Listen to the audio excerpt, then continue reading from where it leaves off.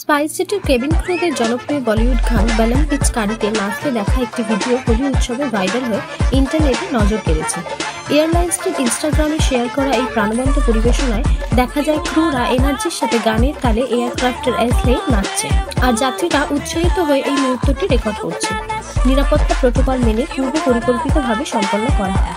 ভিডিওটি প্রায় 70,000 ভিউ পেয়েছে এবং ইতিবাচক প্রতিক্রিয়া জানিয়েছে। অনেকে ব্যবহারকারী এয়ারলাইন্সটির উৎসবমুখর আত্মা এবং মজাদার সংস্কৃতি প্রশংসা করেছেন। কেউ কেউ মজা করে বলেছেন পরের বছর হয়তো যাত্রীরাও এই নাচে যোগ দিতে পারেন। You're welcome.